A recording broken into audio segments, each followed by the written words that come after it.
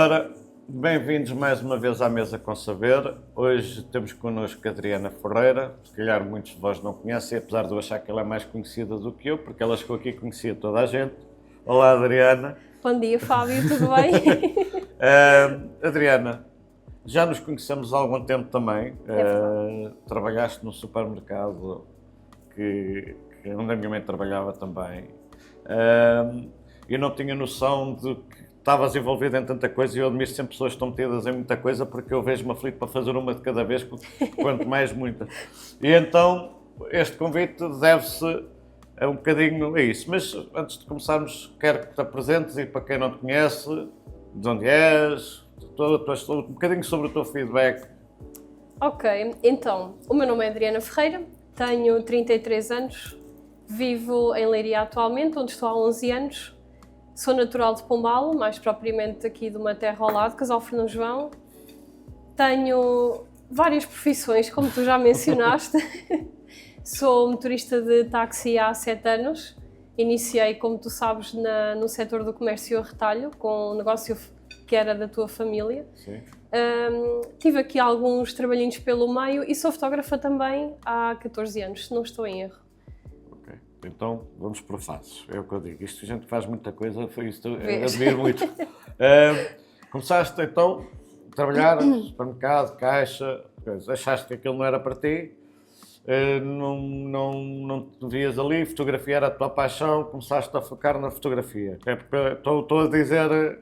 A tentar, mais ou menos, sim. Olha, a parte fotográfica era basicamente um complemento ao trabalho que eu tinha no supermercado na altura. Começou por ser um hobby. A minha primeira cobaia foi a minha irmã. Fui treinando com ela e fui ganhando à vontade também, porque tinha a minha madrinha de batismo também é fotógrafa, então penso que o bichinho da fotografia vem daí também. E foi uma consequência daquilo que ia fazendo. Comecei a fotografar filhos de amigas, batizados, comunhões, fui treinando muito e o trabalho fotográfico acabou por ser uma consequência. Na parte do setor do retalho, nos supermercados, foi um bocadinho, eu adorava a área, trabalhei em várias funções, estive em 3 supermercados. Iniciei no Ponto Fresco, que era o vosso negócio familiar, e passei pelo Grupo Intermarché, que é uma grande escola. Trabalhei 4 anos aqui no de Pombal e trabalhei no de Leiria também, mas no de Leiria já iniciei uma experiência diferente. Fui chefe de loja e era uma área que eu adorava aquela área. Mas, no entanto, a vida trouxe-me ali uns desafios e, olha, acabei por ter que decidir a minha vida em 5 minutos e, olha, estou há 7 anos, faz este ano 7 anos que estou como motorista. Como é que se decide a vida em 5 minutos? Espera aí, não sei, olha, não há uma ciência. Não há uma ciência. Eu digo isto porque eu conto muitas vezes que aqui no restaurante eu deixei a empresa onde estive 19 anos, numa semana, ou seja, numa semana deixei 19 anos da mesma empresa para um negócio, para um restaurante, que eu digo muitas vezes sem saber estrelar um ovo. Ora, foi assim, toda a gente me chamava maluco, o que é que estás a fazer? Começar a pagar casa. Exatamente. O que é que tu estás a fazer? Quando estavas bem e tranquilo. Mas foi algo que muito o meu tio e a minha tia, que eu acreditava imenso e que me perguntaram se eu queria fazer parte deste projeto, porque eles é que me perguntaram a mim se eu queria fazer parte do projeto e a minha confiança neles era tanta que, pronto, vamos para a frente. Agora por isso é que eu gosto de perceber o que é que faz, assim, espera, não é isto, vou mudar. Sim, olha, a realidade foi essa, eu já tinha saído do Intermarché, eu já me tinha despedido e estava noutro trabalho, mas era um trabalho que eu considerava temporário, era até arranjar outra coisa. Vou-te ser sincera que eu sempre adorei conduzir e uma das minhas metas enquanto adolescente era chegar aos 18 e tirar a carta. Se me perguntares a mim se eu um dia idealizei ser motorista profissional, não, nunca. Mas foi a realidade. Eu tinha amigos no setor do táxi que me diziam, porque eu sou super desenrascada, não tenho qualquer problema, vou onde tiver de ir. E ele dizia-me sempre, muita vez, era o Miguel, e ele dizia-me sempre, muita vez, epá, tu tens jeito para isto e tens que vir para o táxi. E eu dizia sempre que não ia. E porquê que eu dizia? se olha, não vou porque é um negócio de velhos, é um setor muito envelhecido, é um setor com uma mentalidade muito quadrada. Eu sou mulher naquele meio. Sim, maioritariamente de homens, não é? Quer dizer, eu arrisco-me a dizer 98%, sim, 98% homens. É um setor que, pelo menos pelo que eu vejo, porque me portei muito bem, andei uns tempos a ter que andar de táxi, 4 meses e qualquer coisa, pronto, portei-me bem. E sempre que apanhava um táxi era só homens, nunca havia mulher. Não... Sim. Olá. Bom dia, eu sou o Alexandre, vou-vos servir hoje. Vou ver o que é que vai ser. Olha, para mim pode ser um iced tea de pêssego, mas natural, se faz favor. Um iced tea de pêssego natural, Sim. E para mim pode ser uma caneca daquela cevada que a gente tem ali espetacular. Aquela especial. Yeah. Ok. Para comer, já tem ideia? Sim, bolonhesa. É a bolonhesa, é a mesma de sempre. É o pedido pimenta. fixo, exatamente, já sabes. Metade bolonhesa e metade calzone de frango Calzão de frango. aberto. Se conseguires fazer a minha metade da fechada. Claro. Enquanto esperam umas entradinhas, um pãozinho de alho. Eu como um pãozinho de alhos. Eu faço companhia. Pãozinho de alho, mas Obrigada. fritas. Obrigada. Ora bem, com isto tudo perdi-me. Estávamos a falar que o teu colega falou-te de isso Sim. do táxi, de seres arrascado e nunca teres tido medo. E de ser maioritariamente um setor que não te parecia adequado, digamos o termo, que eu concordo plenamente. Estamos a falar de uma mentalidade, inclusive em tempos houve um vídeo viral de um motorista táxi que disse uns comentários menos apropriados e o que é que te fez mudar de ideia? Foi esse colega que puxou por ti ou... Olha, ele puxou muito por mim, porque estamos a falar que ele andava há meses a dizer-me aquilo e eu fui sempre dando para trás, mas no fundo aquilo ia-me começando a martelar a cabeça. Porquê? Porque eu vinha de um setor que, ainda que estivesse numa posição de liderança, que era uma posição que supostamente deveria ser bem remunerada, eu era muito mal paga por isso. Tinha muitas responsabilidades e era muito mal paga. Isso no setor do retalho? No setor do retalho, enquanto chefia. No Intermarché, sim. Como é que eu ia dizer? Mesmo os cargos de chefia não são assim tão bem remunerados. Infelizmente não. Infelizmente Que é estranho, com a dificuldade que há hoje em dia para termos pessoas competentes. Eu falo aqui pelo restaurante, com a dificuldade que há para se encontrar pessoas competentes, quando elas aparecem, eu tento de alguma forma, é óbvio que tenho as minhas limitações, sou um pequeno restaurante, um pequeno negócio, mas dentro das minhas possibilidades tento oferecer o máximo que eu puder. E é estranho que superfícies com volumes de negócio interessantes trabalharem nessa base. É óbvio que vai aparecer muita gente que não é boa e Claro lamento que quem esteja a ouvir isso. Não somos todos bons, pelo menos não somos bons em tudo, não é? E é bom a gente reconhecermos isso. Mas quando aparece gente boa para aquela função e manter o padrão baixo, só vamos continuar a trazer o padrão baixo, não é? E eu, por acaso, até tinha ideia, quando chegavam cargos de chefia, que havia ali um clique, que havia ali qualquer coisa. É assim, eu também tinha essa ideia, até porque considero que quem está nas posições mais abaixo também não é bem remunerado.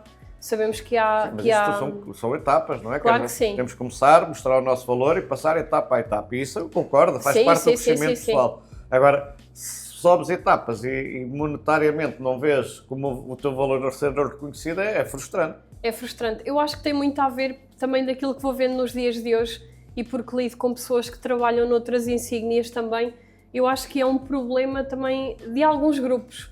Não vou generalizar a todos porque sei que há pessoas que estão ou estiveram em posições como eu estive e que são muito bem remuneradas, têm excelentes condições de trabalho, excelentes condições de formação, remuneração, pronto. Os setores, há muita variação a esse nível. Pronto, tem muito a ver com o setor, com o grupo onde trabalhas. Sim. Pronto, infelizmente, não é generalizado. não é generalizado, Ok. não. Tens Então, grupos. mas vamos lá, passas dali, aquilo, vais fazer um trabalhito só para te encontrares algo que te agrade mais. E ali o táxi começa a surgir, um amigo, anda, contigo um táxi. Exato. O que é Olha, que fez o clique também para...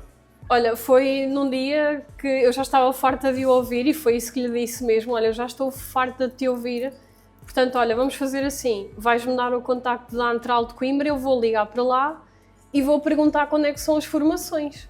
Mas eu achava que ia perguntar e o assunto ia talvez morrer ali.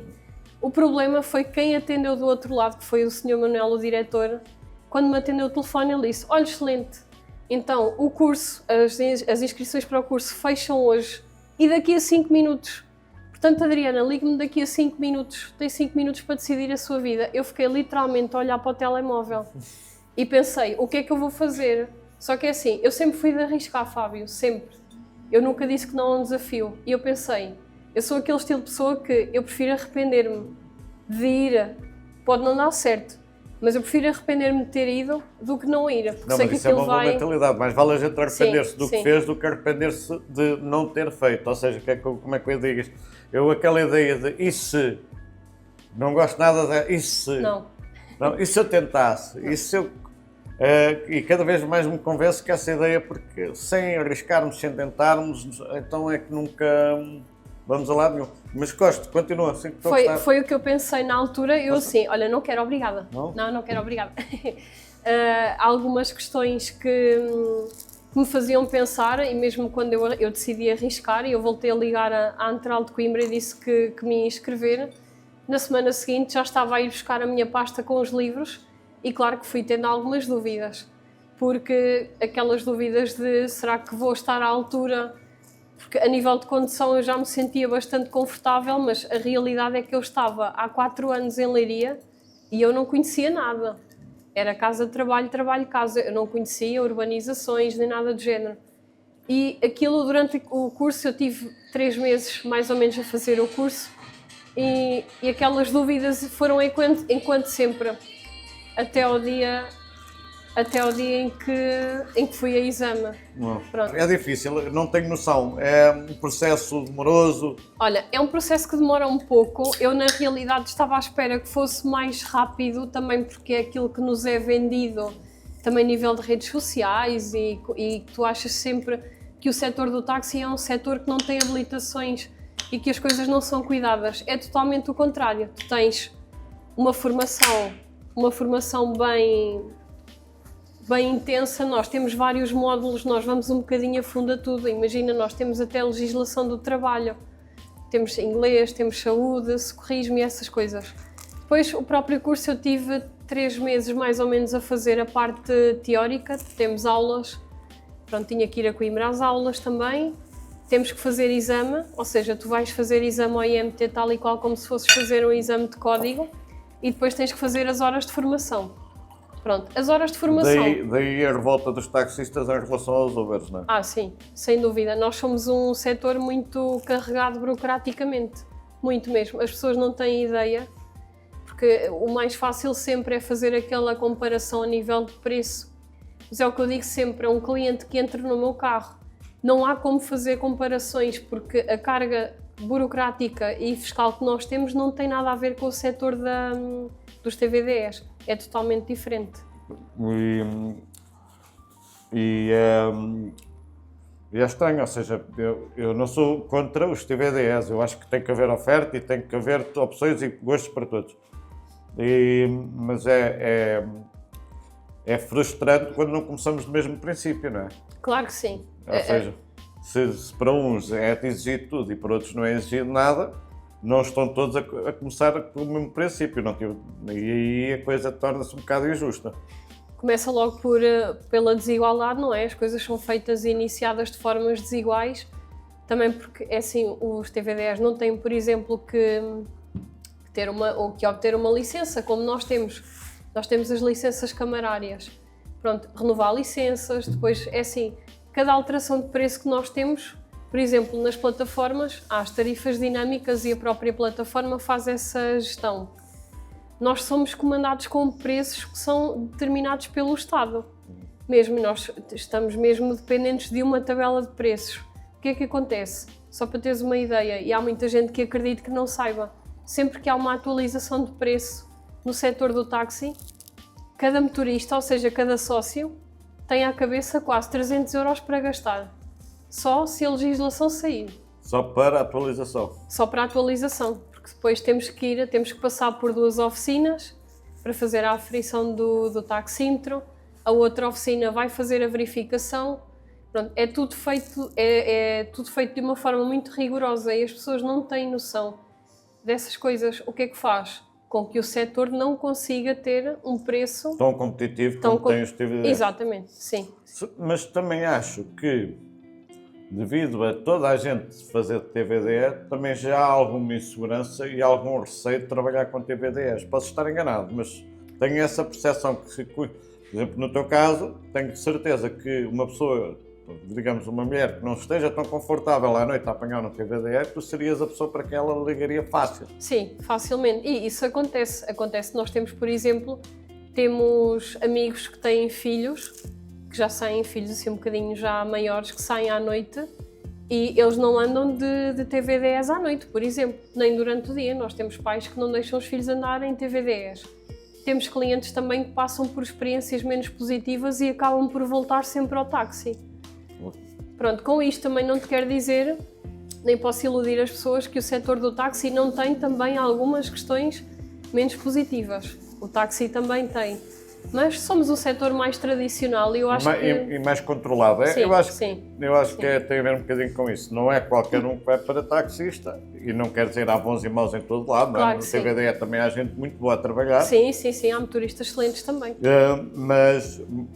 Mas por norma, sendo um setor mais controlado, haverá outra segurança, não é? Mas avançando mais um bocado, isto... Avançaste, conseguiste, começaste a conduzir no táxi. E gostas, não é? Pelo que eu vejo e pela maneira como falas do assunto.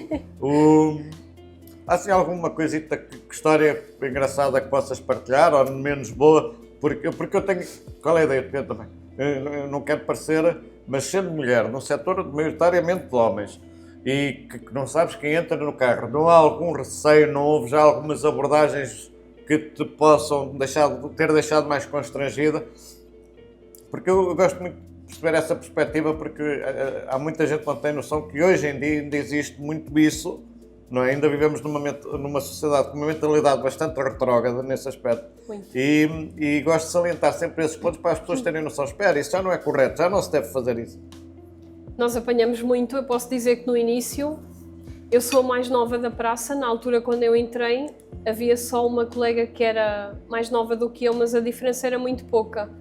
Só que eu fazia noites. Eu, quando comecei a trabalhar no táxi, eu estive na noite durante 3 anos e eu fazia turno repartido. Posso dizer que ouvi de tudo um pouco. Fui assediada, pronto, como deves calcular, uma rapariga nova. Fui olhada de lado porque era nova e o que é que eu lá estava a fazer. Ouvi muitos comentários. Mas sabes o que é que me entristece mais? É que os piores comentários não vêm dos homens, vêm das mulheres. A sério? A sério. Ainda a semana passada aconteceu. Uma senhora que eu transportei que não foi agradável, e tenho muitas senhoras, são as mais velhas, atenção, porque acho que tem a ver com a mentalidade, sabes? Sim. Pronto, e é aquela mentalidade de... Isto não é trabalho para Isto não é para si. Este trabalho não é para si. Okay. Pronto, eu agora, no início gostava-me um bocadinho, porque no início eu ouvia coisas do tipo: o que é que está aqui a fazer? Que devia estar em casa a tomar conta do seu marido e dos seus filhos, devia estar a cozinhar ou a limpar a casa. Pronto, eu ouvi esse tipo de comentários. Mas é engraçado, já viste? Porque vivemos numa sociedade muito estranha. Se tu dizes que és dona de casa, que não queres trabalhar, porque não sei o quê.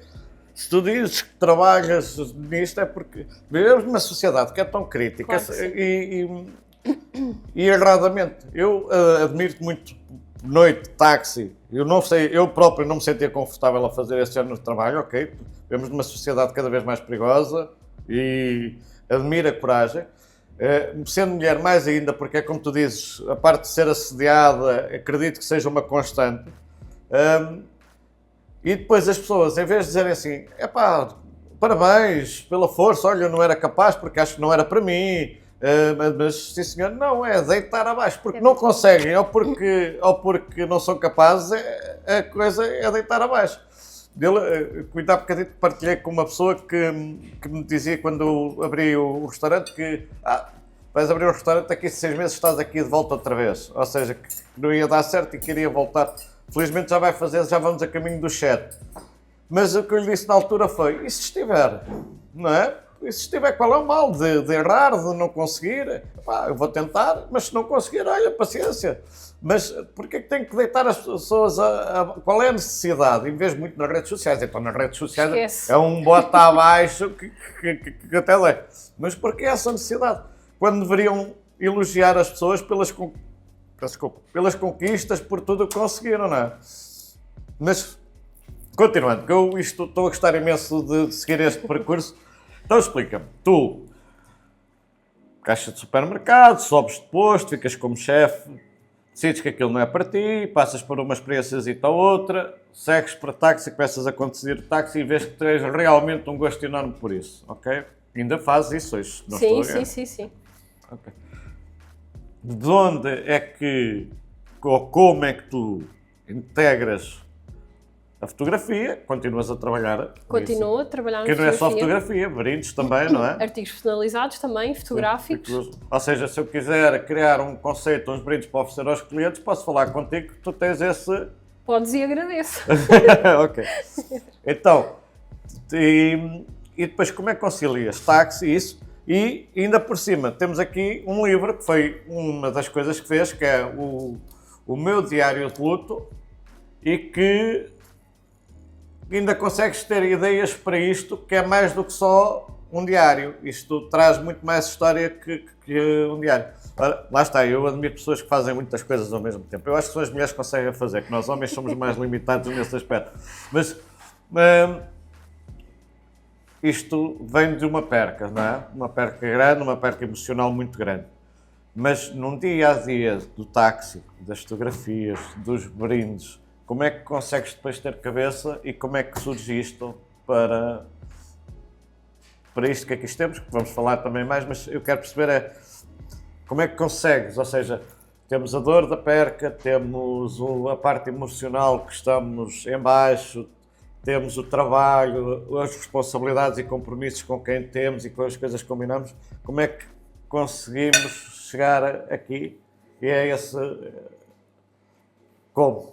Então, como é que eu te vou responder? Se já estás de boca aberta, eu vou-te dar um pormenor que ainda vais ficar mais.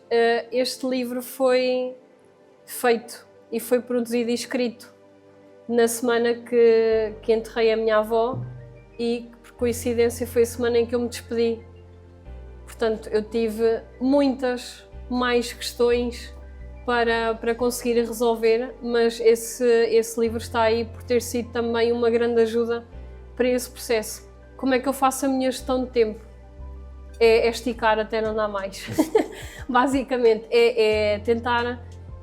Tens que organizar muito bem o teu trabalho e eu acho que essa organização vem muito do meu produto de trabalho enquanto funcionária e vou falar, porque tenho mesmo que falar, do Intermarché de Pombal, que foi uma escola incrível, porque dizem que não podemos trabalhar de forma rápida e bem, mas eu lá fui treinada para trabalhar de forma rápida, de forma boa e organizada. E tu consegues. Quando te disserem a ti que não consegues fazer rápido e bem, é mentira. Tu és treinado para isso. Então esse treino ajuda-me nos dias de hoje e eu já saí, eu fui para lá, eu era um bebé, tinha 20 anos. E essa organização eu ainda a tenho.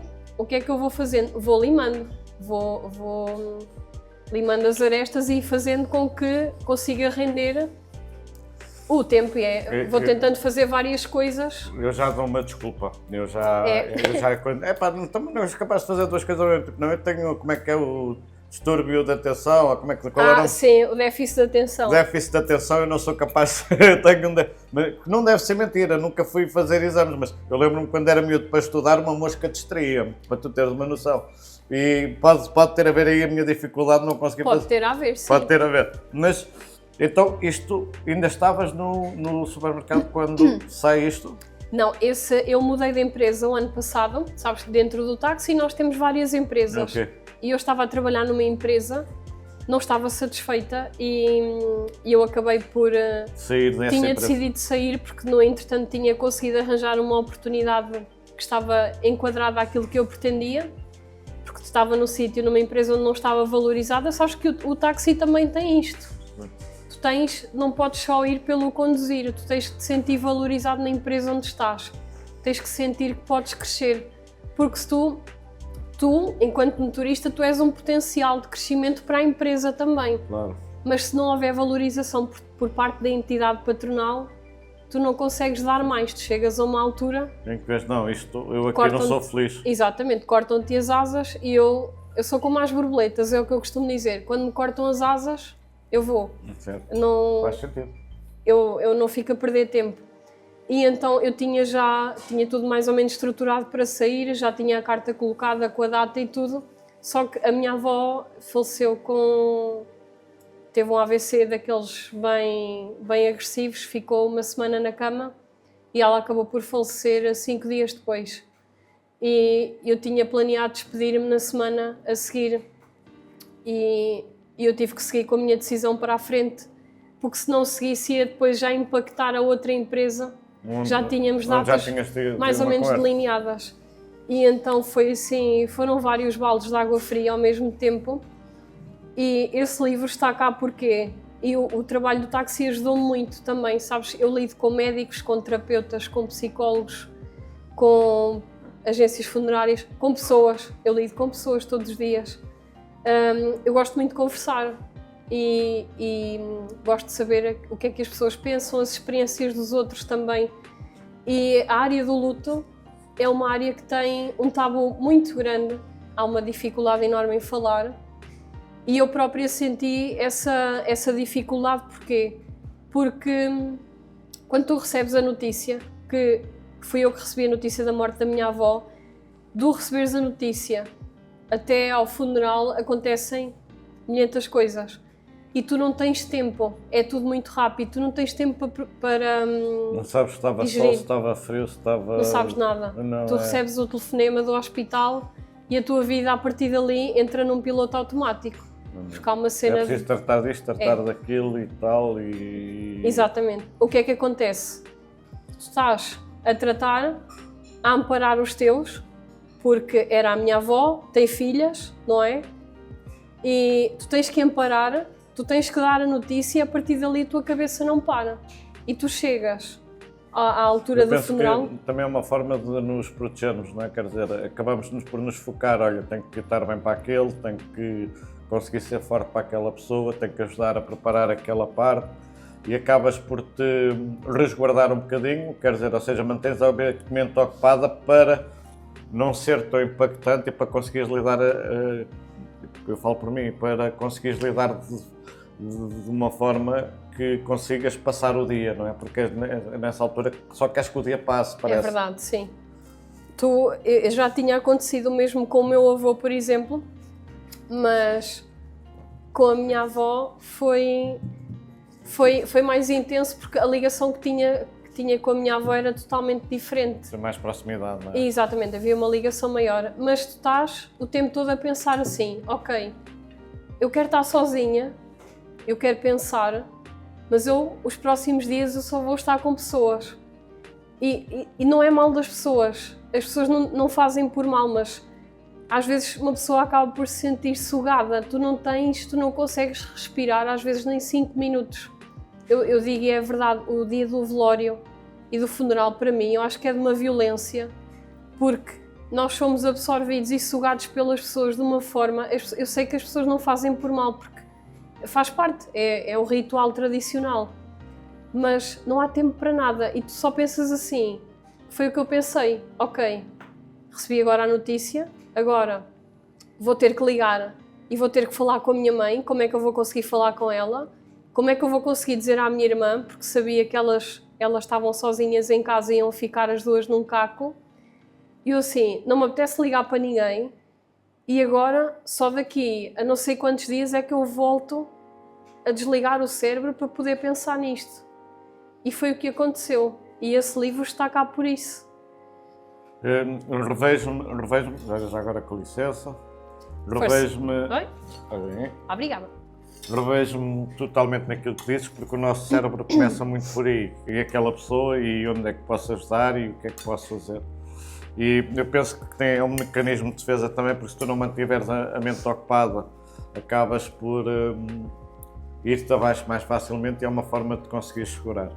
A questão é que depois podes não resolver também bem o teu luto. e é aquilo que eu acho, a nossa maneira de tentarmos superar aqueles dias difíceis, depois acaba por, se calhar, nós não vivermos o nosso luto e nunca o vivermos definitivamente. A minha esposa diz, por exemplo, que eu ainda não fiz o luto do meu pai e já foi em 2008 que ele faleceu. E penso que não está, é assim, não está certo, mas também não está totalmente errado. Porque Exatamente. é uma forma de nós nos protegermos, mas depois acabamos por não deitar cá para fora aquilo que deveríamos deitar. E creio que então que isto vem nesse seguimento. Exatamente. Vem porquê? Porque depois, quando tu tens, imagina, tu tens depois, vem o funeral, depois a seguir ao funeral, dependendo do grau de parentesco, tu tens de começar a trabalhar. Tu não estás com cabeça nenhuma para trabalhar, mas tu vais ter que ir. Então o teu cérebro, o teu luto vai voltar a ficar em segundo, terceiro plano.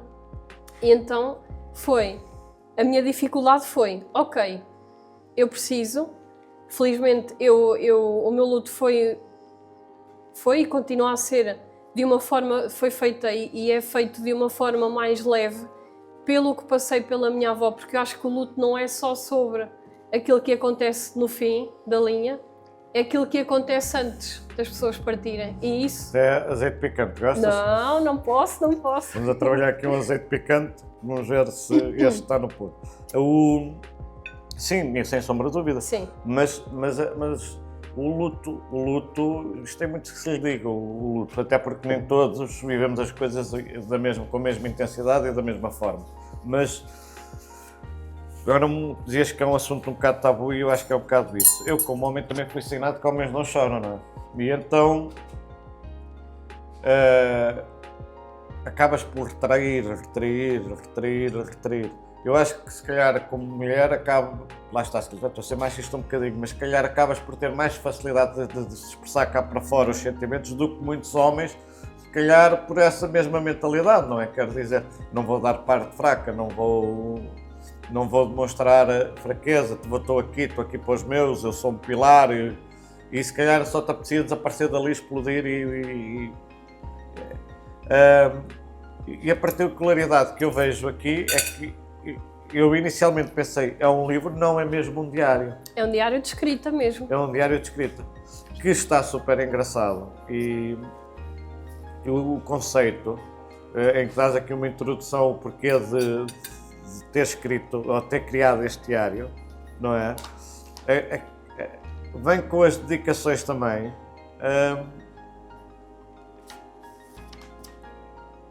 Ou seja, eu suponho que tu começasses a pôr no papel o teu luto.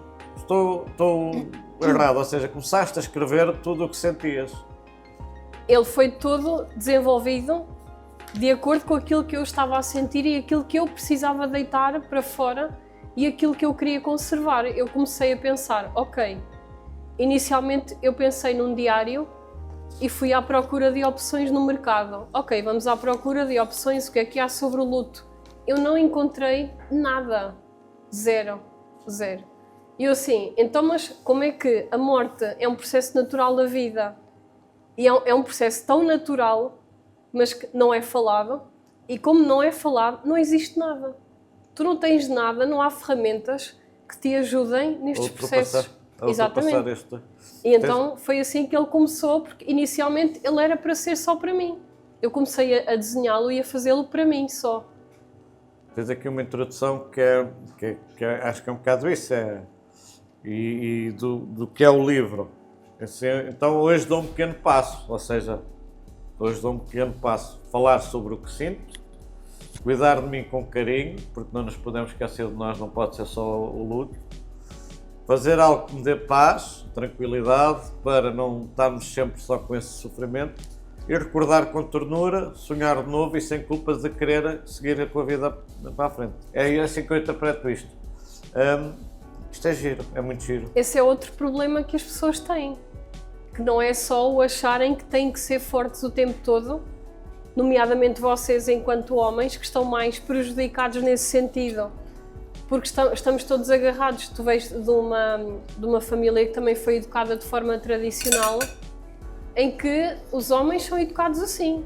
Tu não podes chorar, se tu chorares à frente de alguém, Mas os homens também podem chorar. É sinal de Exato. fraqueza. Mas os homens podem e devem chorar, e é isso. Este livro vem para desmistificar isso também. Que mesmo que não chorem, também têm direito ao espaço deles. Sim. É giro, é giro. Aliás, eu estou a contar que isto seja uma cópia para mim, porque Claro que infelizmente... sim, é sim. Porque infelizmente Passaste também estava pelo... a passar recentemente por isso e é engraçado que a forma como colocas aqui nas frases parece que dá vontade de... É mesmo com a intenção do género. Tens aqui, o amor que sentimos não conhece despedidas e é mesmo isso, não é uma despedida, é dizer, sinto falta, mas não é uma despedida, porque enquanto a pessoa estiver aqui, enquanto estiver a falar sobre ela, enquanto ela continua sempre contigo. Não sei se estou a interpretar bem, é a minha análise, ok? Excelente. Não... E É isso mesmo. Acho que os meus desabafos, em cada lágrima uma memória, em cada suspiro um abraço no infinito. A sério, isto é muito, muito engraçado. Lá está. Principalmente para quem tem alguma dificuldade em fazer o seu luto, em viver o seu luto. Isto é uma ferramenta, já é mais que um livro, é uma ferramenta. Qual foi o feedback que tiveste das pessoas em relação a isto? Muito bom. O diário de uma luta, a sério. Para quem tem dificuldade em expressar-se, para quem tem dificuldade em deitar cá para fora o que está a passar, isto é uma ideia muito, muito, muito engraçada. Continuando. Olha, tive um feedback, nós achamos sempre que, como ele foi feito um bocadinho ao meu espelho, ao espelho das minhas necessidades, eu acreditei muito nele desde o início, para já por não haver nada no mercado, por ser um produto. Ele não deixa de ser um produto, é uma ferramenta, mas é um produto também, é diferenciado, tu não vais encontrar nada como ele, e depois é a forma como ele chega. Ou seja, eu costumo dizer muitas vezes, este livro não é sobre vender, é dar conforto, é tu poderes dar conforto a alguém e poderes dar acolhimento a alguém que está a passar por um processo de luto. Então, e agora dou-te a contradizer. E continuar a escrever e a falar não é continuar a adiar ou continuar a manter a dor por mais tempo do que simplesmente esquecer e seguir. Pode ser uma visão, mas eu não vejo as coisas por aí. Eu acho que, imagina, eu vou falar da minha experiência, por exemplo, com a minha avó. Eu sinto sempre que o livro é onde nos aproximamos mais. Eu consigo cultivar, imagina, eu não deixo de pensar na minha avó no meu dia-a-dia, eu penso, e a minha avó está em muitas situações do meu cotidiano. Mas o livro é onde eu me sinto, mesmo, é onde eu sinto que me encontro com ela, porque imagina, tu às vezes sentes, há dias de saudade, sabes?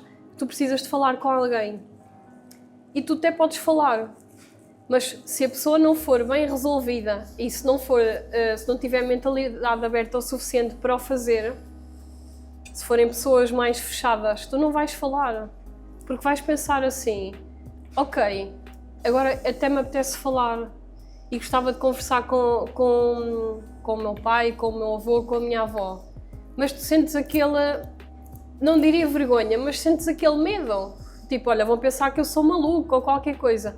E o livro é uma forma de é escrever, é através da escrita, mas por isso é que eu considero que ele é um livro de escrita terapêutica, porque tu vais acabar por escrever, se calhar vais ter dificuldade em falar, mas a escrever tu vais... Eu recentemente fui ao hospital porque andava aqui com um peito aqui a doer-me, os ombros, um peso nos ombros, uma coisa brutal, um desconforto, uma coisa.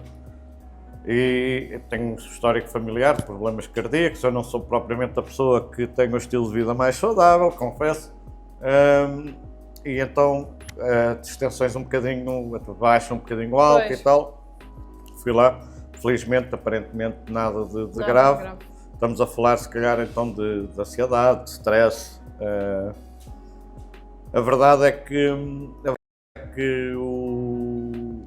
esse stress e essa ansiedade pode advir um bocadinho, e por isso é que eu acho muita piada a isto, pode advir de que não temos, eu como homem, se calhar a tendência de guardar tudo cá dentro, de não expor cá para fora, porque depois é assim, a família também está a sofrer, porque é que eu lhes hei de mostrar que estou a sofrer, porque em casa não tenho que levar com a minha má disposição, ou porque eu estou mal disposto, e porque se calhar também precisam de mim, o negócio porque tem que funcionar e porque muito nos custe, é o nosso ganha-pão e tem que continuar, e temos que ter um sorriso, principalmente quando lidas com o público, tens de ter um sorriso sempre, mesmo quando perguntam então e como é que foi, e que o fazem com carinho, que tinham pela pessoa também, e quando tu guardas tudo cá dentro, é um peso que fica.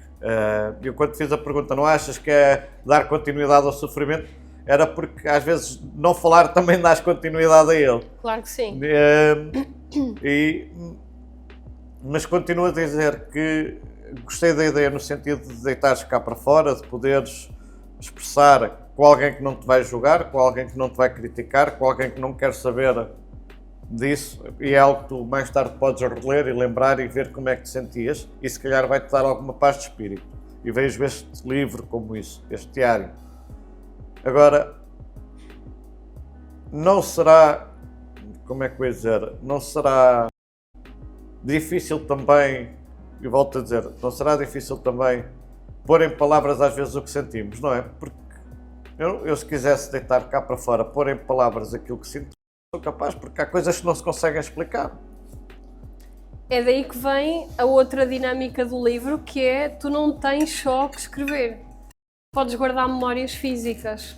Eu, por exemplo, eu tenho um diário também, é o meu, foi o primeiro que, antes de vir cá para fora, foi testado, não é? Foi a minha própria cobaia, e eu tenho memórias físicas. Tenho muitas fotografias com a minha avó no livro, porque o diário tem essa opção. Tu tens páginas onde podes registar memórias, mas tens um lugar onde podes colocar fotografias, postais, cartas. Ele foi feito mesmo já com esse intuito. Eu já dei um bocadinho que eu estou perdido, é aqui, não é? Exato, aqui tens as memórias físicas que escreves e depois aqui as memórias e as recordações. Exatamente, as memórias e as recordações. E aí é o local onde podes escrever. E o que é que isso vai fazer? A mim, pessoalmente, ajuda-me muito. Há dias que eu sinto mais saudades dela, mas que não estou naquela vibração de falar, não me apetece. Eu abro o livro e vou direto às fotografias que lá tenho. É uma boa forma de matar saudades. Que é nos dias que não sai, que não consegues dizer nada, e tu não és obrigado a escrever todos os dias. A ideia deste livro é essa mesmo. Tu escreves sempre que sentires necessidade disso. Depois quando os meus amigos virem isto vão dizer assim, pá, não fazia ideia que tu eras tão lamechas, estás a ver? Mas gosto muito do conceito. E sei também que não ficaste por aqui. Daqui nasce outro projeto. Daí nasceu o projeto Entre Girassóis, que é basicamente um update, digamos assim, à parte dos artigos personalizados. Eu, na altura, quando comecei a criar o diário, comecei a tentar pensar como é que, porque tinha a parte da loja, tinha a parte fotográfica e já agora a loja é em Leiria? É online. Online apenas só? Online, sim. Ok. E então eu comecei a pensar como é que poderia fazer o casamento entre os artigos personalizados e conseguir arranjar uma dinâmica que fosse uma interligação entre os meus setores todos, porque o táxi também está neste projeto. Porquê? Porque eu entrego flores também.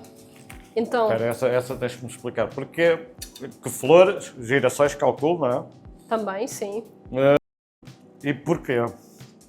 Olha, a parte das entregas das flores já vem, é um complemento do táxi, para além do transporte de pessoas e o transporte de flores também. Faço surpresas a outras pessoas e a parte das flores já vem de há 5 anos, mais ou menos. Agora... Espera, mas como é que...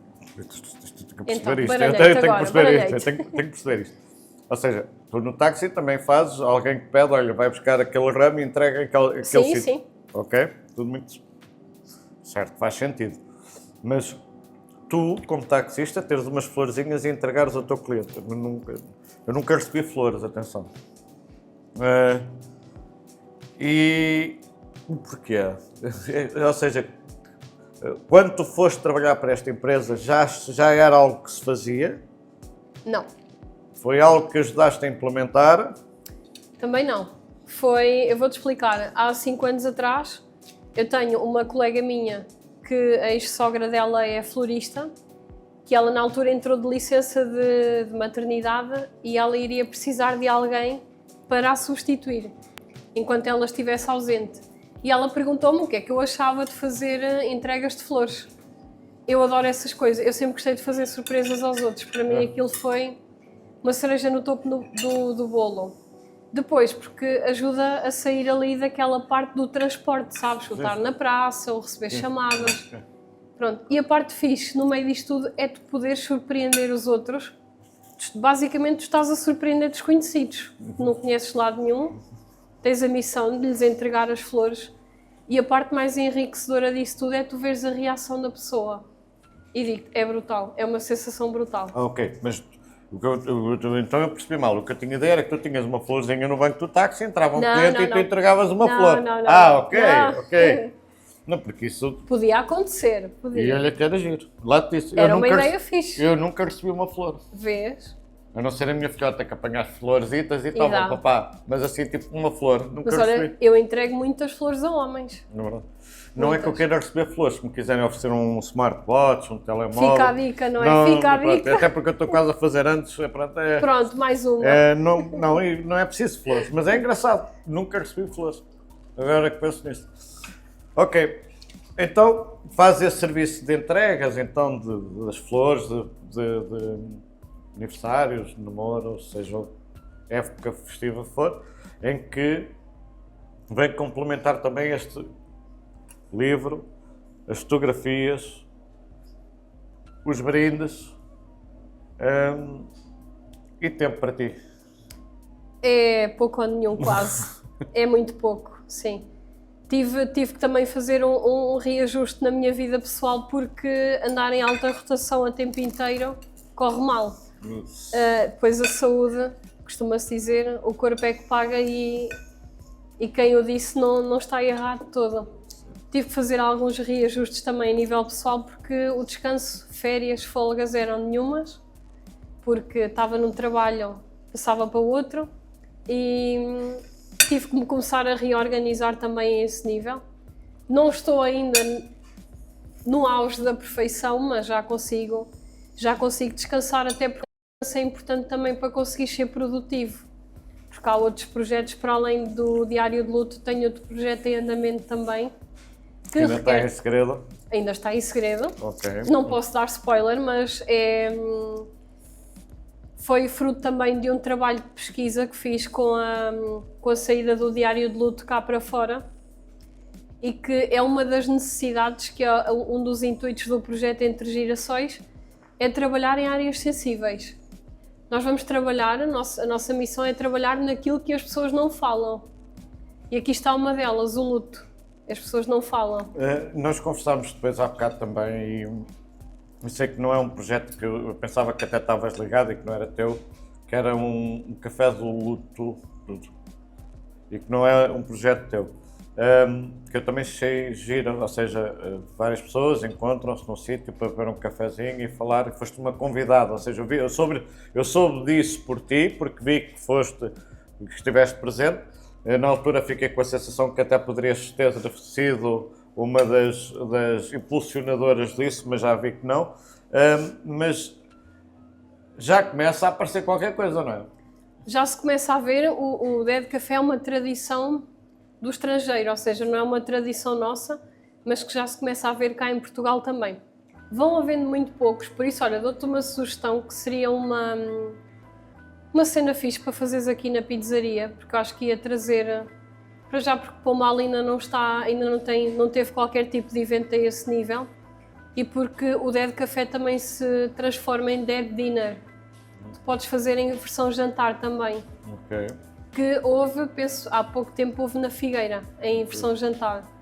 As pessoas encontram-se, são pessoas comuns, terapeutas, psicólogos, pessoas que estão a estudar em áreas, por exemplo, o Dead Café que eu fui nas Meirinhas era de uma turma de cuidados paliativos do Politécnico de Leiria e foi super transformador.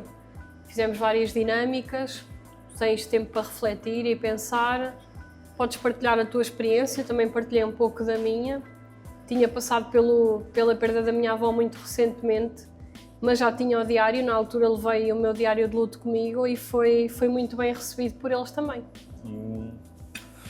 É como eu te digo, quando comecei a ver como convidada para aqui pelo livro, ou seja, já te conhecia, depois achava já piada a questão de táxi, achei que já era um tema extremamente interessante. Quando comecei a pesquisar e vi isto, porque lá está, como eu te disse, há muita gente que pensa que é só chegar, filmar e falar, mas não, mas há um processo. Não, está muito mais por trás. Há um processo todo por trás, não é? E não trabalhei tão bem como eu gostaria de ter trabalhado, mas ao ver este diário e ver as tuas dinâmicas e em tudo o que estás metido, comecei depois também, infelizmente, de ter passado, comecei a acompanhar também um bocadinho as iniciativas cá nesta área e é um tema que de alguma forma neste momento está muito próximo de mim. Há algum conselho ou alguma, para além do diário, que acho que pode ajudar muita gente, ok? Há alguma forma de que tu aches ou que possa ajudar, ou seja, falámos no Dead Café, do Dead Dinner, do diário, achas que são mesmo ferramentas que podem ajudar ou, não sei, não será que depois a gente ir para lá também que vamos com medo de ser julgados, de irmos a esses sítios, percebes? Não sei se me estou a conseguir explicar. Sim, claro que sim, isso acabou por me acontecer a mim também. Eu nunca tinha ido a um Dead Café e fui assim um bocadinho às cegas e eu fui com medo de ser julgada, não é? Eu pensei várias vezes, ok, vou partilhar, não vou, não és obrigada a isso. Podes simplesmente só estar, não precisas de estar ali. Mas há esse medo, eu tive muito medo de ser julgada, pensei, agora vou... O meu medo maior foi, eu vou começar a falar e eu vou-me desmanchar a chorar, porque estava tudo muito... Estava tudo muito recente, sim. O ar em si é pesado, ou seja, quando tu falas de um tema que é pesado, não é? E juntas para falar sobre esse tema que é pesado, não me parece que o ar à volta fica tudo ele também bastante pesado. É assim, eu acho que isso é mais fruto da nossa própria cabeça, porque o intuito daquilo não é te deixar estressado ou ires lá e pensar assim, epá, isto agora é sobre a morte, é mais pelo estereótipo que nós já levamos, sendo a morte e o luto um tabu, tu já não vais com a melhor, não vais com as melhores ideias, sabes? Sim, mas porque é engraçado, é cultural, é óbvio, mas tu vais para os Estados Unidos, eles fazem uma festa quando a pessoa... Exatamente, há muitas culturas que o fazem. Ou seja, eu acho que é bem mais giro celebrar a vida da pessoa do que chorar a morte da pessoa, não é? É porque é a maneira como tu vês as coisas. Claro que sim. E tu celebrares a pessoa não é desrespeitá-la. Eu até acho que é respeitar. Naquele momento de dor, eu quis estar com as pessoas que me eram próximas, mas não era para estarmos todos sentados no sofá a chorar e a ver fotografias. Não, foi a falar e a rir e a contar histórias e a celebrar a pessoa que foi e o que ela era para nós. E fica tudo mais leve, não é? Ou seja, se falarmos que o meu tio, que era o meu sócio aqui, que faleceu, se eu disser, foi, agora sinto-me muito triste porque ele foi embora, se calhar é um peso, é algo. Claro que sim. Mas se eu disser assim, se ele estivesse agora aqui já estava a dizer que eu era um lamechas do caraças e já estava a gozar comigo e já o estou a lembrar de forma diferente e já estou melhor porque me lembro da pessoa que ele realmente era, uma pessoa bem disposta, uma pessoa que fazia rir uma sala onde ele chegava. Aliás, ele tinha uma particularidade que eu achava engraçada, que era, dizia a maior baboseira do mundo, sem piada nenhuma, toda a gente sorria. Quem viesse a seguir podia dizer exatamente a mesma coisa, e não iria conseguir ter o mesmo resultado. Era uma particularidade interessante. E então é isto que eu digo, ou seja, quando nós falamos e relembramos as pessoas que nos são próximas, desta forma e do que era bom, estamos a aliviar esse peso. É isso que acontece ou não? Ou estamos, coitadinho de mim. Não é. Olha, lá não há coitadinhos, não há depressões, não há. Eu posso dizer, é uma forma. Há abordagens iniciais que são feitas pela parte, neste caso, como nós fomos acompanhados por uma organização de cuidados paliativos, houve uma abordagem mais técnica, alguém que nos explicou e que falou sobre o processo da morte, que era natural. Porquê? Porque havia pessoas com a mente mais fechada no grupo. Então foi uma espécie de abordagem inicial que se deu. Depois as pessoas vão contrapondo, sabes? O que eu senti ali havia a visão mais aberta, ou seja, havia ali uma mistura e um contrapor de mentalidade aberta, e nós, por exemplo, nesse grupo tínhamos um senhor que tinha uma mentalidade muito fechada. E então, tudo o que nós dizíamos, o senhor contrapunha sempre. E sempre com aquela postura fechada de não, isto é como eu vejo, vocês veem as coisas de forma errada. Porquê? Porque houve uma dinâmica, que estamos a ouvir uma música, que podemos cantar, ou sentes só, mas não é um sítio para tu estares triste, é exatamente o contrário, o objetivo do Dead Café ou do Dead Dinner é isso mesmo, é tu saís de lá mais leve. E eu efetivamente saí de lá bem mais leve. Chorei muito, porque tinha passado por uma perda ainda mais recente, tinha perdido a minha avó há 3 meses e tinha perdido o meu melhor amigo na semana anterior. E então andava ali tudo, sabes, andava ali tudo a mexer. Sim. A fervilhar ainda. E depois tu vais, na altura eu fui e pensei assim, será que vai ser boa ideia eu ir? Porque emocionalmente eu não estou bem. Porque a morte da minha avó, eu fui-me preparando, sabes? É aquele luto, aquele luto antecipado, exatamente. Eu dei tudo, o tempo todo que tinha, eu deixei o meu trabalho muitas vezes para trás para estar com a minha avó. E passei muito tempo de qualidade com ela, porque a minha avó esteve num lar em Leiria 2 anos e qualquer coisa. E aqueles 2 anos e pouco foi o melhor que nos podia ter acontecido. Portanto, eu e a minha irmã fomos netas muito presentes na vida dela, os meus pais, uma família muito presente para ela, também os meus tios. E isso ajuda muito, passares tempo de qualidade com a pessoa, neste caso, sendo uma pessoa mais velha, sabes? Agora, no caso do meu melhor amigo, ele tinha 43 anos e faleceu com cancro e foi tudo muito rápido e então... 43. Tinha cancro no pâncreas e então foi tudo... Não tens tempo. Então as emoções ainda andavam aqui todas, mas saí de lá muito mais leve. Aquilo é excelente mesmo. Para quem passa, e eu como tinha passado por 2 perdas e eram pessoas muito próximas de mim, digo-te, se as pessoas tiverem, e vou lançar aqui o mote, se tiverem curiosidade em ir, vão, porque é realmente terapêutico e faz mesmo maravilhas. É mesmo muito bom, Fábio. Se tiveres a oportunidade de ir, vai. Organiza aqui, eu venho.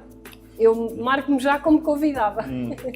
Vou ponderar, vou estudar. Eu acho que sim, eu acho que sim. É uma ideia excelente. Porque realmente todos nós temos que encontrar formas de conseguir viver as coisas e superar as coisas. E para mim, baixar os braços não é solução. E o mundo não acaba e temos que seguir em frente. E se conseguirmos seguir com leveza, melhor ainda. Melhor ainda. Embora nem sempre seja fácil. Eu tinha falado ali com a malta que hoje o tema ia ser o luto e estávamos a apostar quem é que chorava primeiro, se era eu, se eras tu, e eu acho que ainda estamos um bocadinho... Não, sim. Estamos fortes. Sim, estamos fortíssimos. Mas, se fosse há um tempo atrás, se calhar não, ia ser aqui uma choradeira pegada, mas estamos fortes. Mas chorar faz bem, não é? Faz. E sabe bem, e outra coisa que eu acho que é importante nós falarmos aqui, que também serve para ti e serve para toda a gente, que é, não temos que sentir culpa de seguir em frente. Porque há muitas pessoas que nem de casa saem, porque perderam um familiar e porque, olha, eu sou de uma aldeia daqui ao lado. E há muito aquela situação do vestir de preto. Porque se tu não tiveres vestido de preto, tu não estás de luto. Não gostavas da pessoa. Não é assim. Eu vesti-me de preto porque, pronto, foi no funeral da minha avó. eu evito ao máximo andar de preto. Para Eu já, também porque não eu gosto ligo. de cores. Todo preto, porque até t-shirt é do farda, é exatamente. farda, Sim. não tem a ver. Não é Não. algo que eu siga a risco. No dia do funeral eu faço questão de Sim, usar, por sim, uma questão sim, de sim. tradição, mas não é algo que siga. Mas lá está, acho que não deve haver vergonha de querer seguir em frente, Não, até porque quem vai iria querer que nós seguíssemos em frente, não é? Exatamente, mas há muito esse sentimento de culpa. Há muitas pessoas que nem às compras vão e eu lido com isto todos os dias. Porque eu lido com este tipo de pessoas no táxi, percebes? Sim. E então eu acho que o luto ainda é uma área que precisa de ser muito trabalhada. Há muito aqui ainda por fazer, muito. E acho que sim, acho que temos aqui maneiras da gente futuramente fazermos aqui umas parceriasitas. Gosto da ideia, gosto de coisas diferentes. Acho que eu ter um restaurante não é só vender comida, acho que é lidar com as pessoas, é conhecer as pessoas. Aliás, o podcast é um bocadinho isso. Tenho tentado trazer pessoal que tenha negócios em Pombal para que eu possa ajudar, ele me possa ajudar a mim. E o mundo seria bem melhor se todos pensássemos assim, não é? De partilha e de entreajuda. Claro que sim. E se teres vindo aqui te ajudar, para mim vai ser espetacular, porque acho que é mesmo isso, não é? Eu estou a adorar esta conversa, dás-me uma visão diferente da vida, não é? Da vida. E acho que posso aprender muito contigo, acho que também podes aprender qualquer coisa Claro comigo. que sim. E o facto de estarmos à vontade para falar sobre estes temas pode ajudar também alguém que nos veja a pensar, realmente se calhar isto vai-me fazer bem. Ou procurar ajuda, porque há um preconceito, isto não tem a ver com os convidados, mas há um preconceito enorme das pessoas irem ao psicólogo. Enorme. Um preconceito. Enorme mesmo. Preconceito. É horrível. Sim. E então entre os homens é uma coisa brutal. E entretanto vou gravar também com uma psicóloga, mas em infantil, mas também faço questão de lhe perguntar isto, porque se não estamos bem, procurar ajuda é a melhor coisa que nós podemos fazer. E depois a minha mulher em casa diz-me, tu és um mentiroso, vais para as câmaras dizer isso, mas depois também não procura. Mas é muito isto. Acho que este livro pode ser uma ajuda muito grande. Acho que aquilo que estás a fazer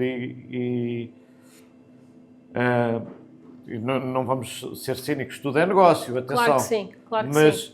Mas quando fazemos uma coisa, quando o nosso negócio se ajusta a ajudar pessoas, acho que é mais gratificante ainda. E os meus parabéns por isso. Obrigada. Nós estamos aqui já, se calhar, uma horita e qualquer coisita. Vamos acabar de jantar, porque enquanto conversamos acabamos por não comer nada. Terminar o podcast. Agradeço quem nos esteja a ver. Adriana, espero que tenhas gostado. Olha, gostei muito. Deixa-me só, por último, dar-te os parabéns, porque a pizzaria está a fazer um trabalho excelente a nível de redes sociais. Vocês, mesmo que não tenhas ideia, tu és uma referência aqui na zona e fora daqui.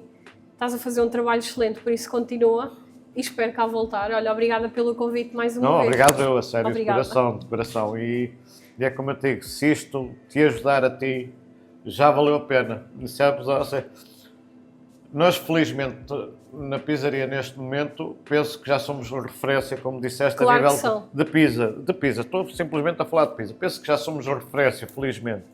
Ou seja, o podcast já não é só, como é que eu ia dizer, já não é só para vender mais. Ou seja, quem vê isto e pensa, está a fazer isto para vender. Não, acho que já é algo maior, percebes?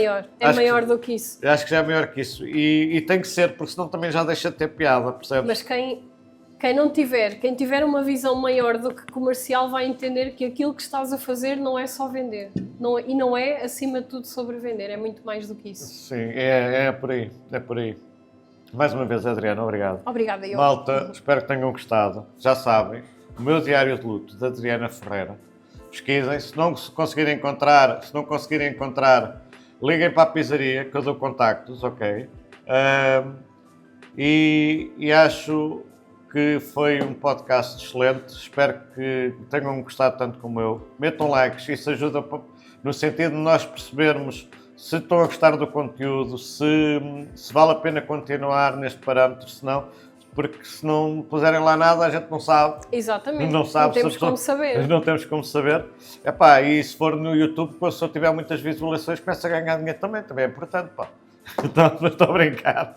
Agora estou a brincar. É mesmo uma questão de perceber, porque às vezes vês, há não sei quantas visualizações, mas tens poucas interações, acabas por não perceber se a pessoa gostou do conteúdo que criaste ou não, não é? A interação é o mais importante para nós. É. Nós sabemos aquilo que quem está do outro lado está a achar. Está a achar. Exatamente. E para nos dar força para continuar ou não a fazer este trabalho. Exatamente. É Então, isso mesmo. eu e a Adriana vamos acabar de comer. Até uma próxima. Obrigado. Até à próxima.